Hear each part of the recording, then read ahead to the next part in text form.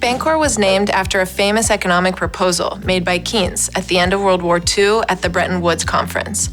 He suggested a supranational currency that would help facilitate trade among nations. Keynes believed that using an international reserve currency could help protect smaller or deficit nations from constantly being in debt to stronger currencies. Keynes's proposal actually inspired us to think if there was a way to utilize this concept with smart contracts to achieve the same objective of facilitating the ability for different currencies to trade with each other.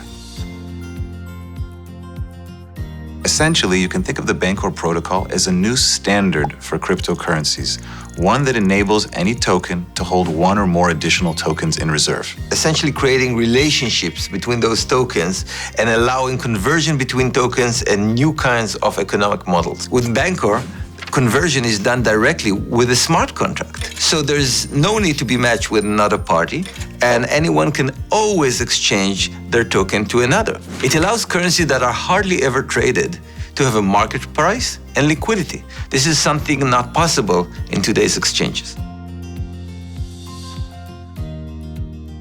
Bancor works on smart contract blockchains and supports any standard token. These may represent fiat currencies like dollars or euros, cryptocurrencies like Bitcoin and Ether, tokens that were issued in crowd sales like Augur and Golem, tokens that represent assets like gold. The way that Bancor tokens work is that you can buy them at any time by sending any one of the reserve currencies to the smart contract, which will then automatically issue you the token based on the reserve ratio.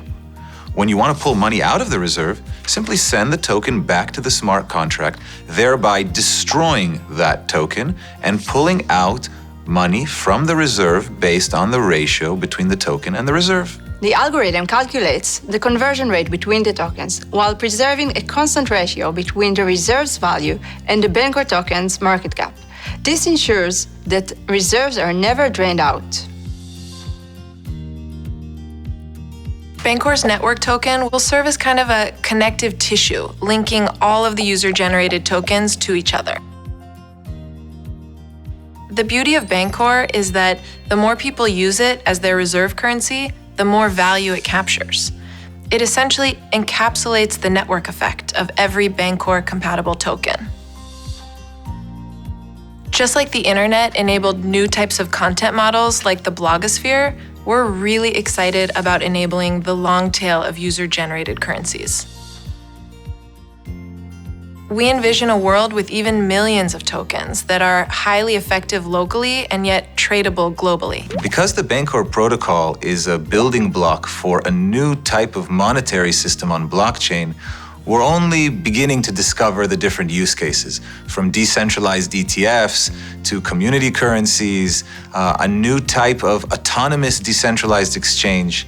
And we're really excited to hear what other ideas the community comes up with. Please check out our white paper and smart contract available on our website at bancor.network. And follow us on social media on Twitter, Facebook, Reddit, Bitcoin Talk, and GitHub.